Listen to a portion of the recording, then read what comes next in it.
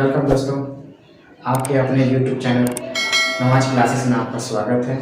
मैं नवाज शालम आज कुछ इम्पोर्टेंट टॉपिक लेकर आपके सामने मौजूद हुआ हूँ, जिसका नाम है नंबर।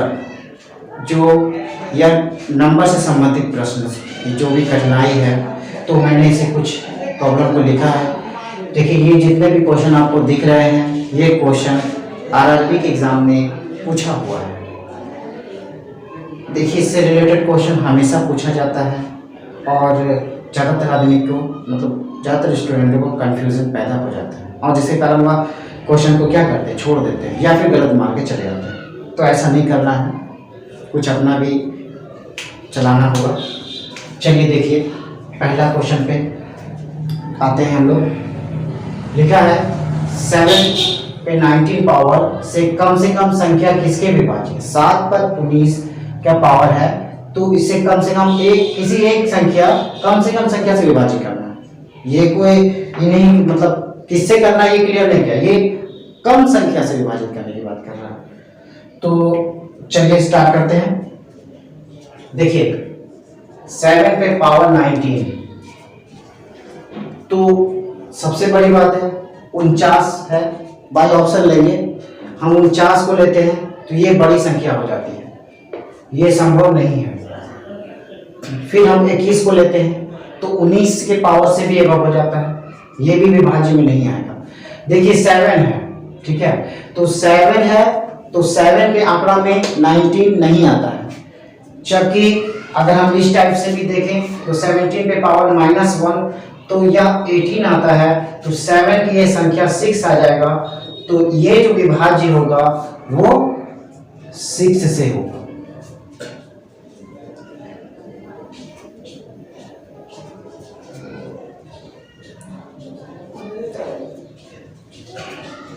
तो आप लोग कैसा लगा? अगर मेरे चैनल पे नए हैं तो प्लीज़ सब्सक्राइब और लाइक जरूर करें। तो शेयर करना ना भूलें, क्योंकि शेयर करते रहिएगा तो आगे सब सीखते जाएगा। इस तरह के प्रश्नों में किसी को तकलीफ नहीं होना चाहिए। अगला क्वेश्चन की तरफ पढ़ते हैं। अगला क्वेश्चन है 3 + 2 - 5 + 3 + 2 - 5 + 3 + 2 - 5 3 + 2। इस तरह से चलते चलते 50 पदों तक का योग की बात कर रहे हैं।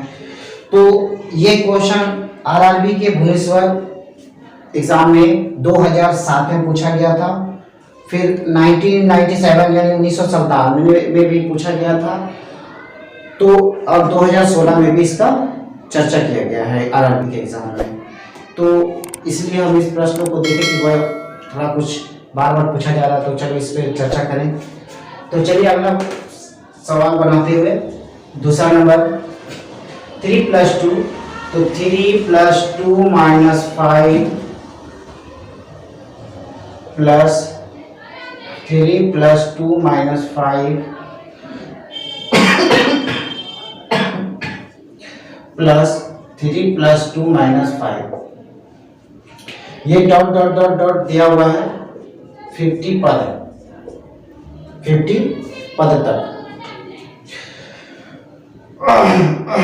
देखिए, इसलिए 48 पद तक का योग 0 होगा, क्योंकि 3 + 5 = 0, 3 + 2 - 5 = 0। तो इस तरह करते करते 48वें पद तक जो है मान वह 0 होगा। अब बच गया 2 पद।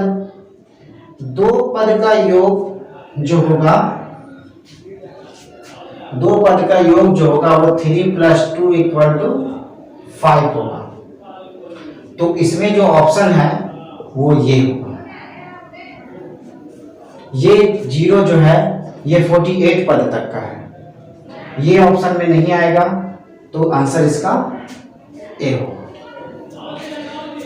जैसा कि आप लोग जानते हैं बच्चों, अगर आप लोग को फिर भी समझ में ना आए तो आप वीडियो को पॉज करके फिर उसके बाद सॉल्व करें, फिर उसके बाद देखें। तो इसको समझने का कम से कम 2 से 3 बार प्रयास करें, तो आपको सीखने में ज़्यादा आसानी होगी।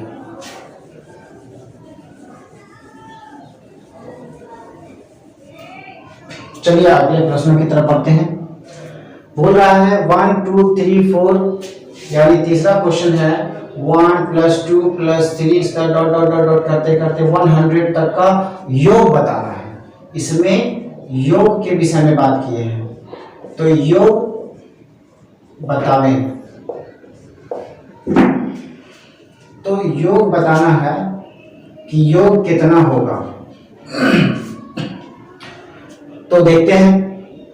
देखिए, इस तरह का अगर प्रश्न आए तो योग बताने के लिए आपको नेचुरल नंबर का इस्तेमाल करना होगा,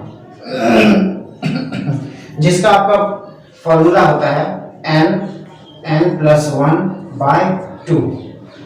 n का मतलब होता है, पिछले वीडियो में मैंने बताया था कि n के क्या होता है। n होता है आप अंतिमवें पद, अंतिमवा पद, यानी 100 + 1/2 = 100 × 101/2। ये 50 बार में कटा, यानी 5050, यानी ऑप्शन बी सही है इसका। देखिए, इससे ये 100 पूछा है, इससे 50 भी पूछा जाता है, तो इसमें घबराना नहीं है। टोटल इसी फॉर्मूला पे, इसी पे बेसिक पे चलेगा। जैसे 50 पूछ रहा है कि 1 से लेकर के 50 तक का योग बताएं, तो 50 × 51/2 करेंगे तो 25, यानी 25 × 51 करेंगे तो आपका आंसर आ जाएगा।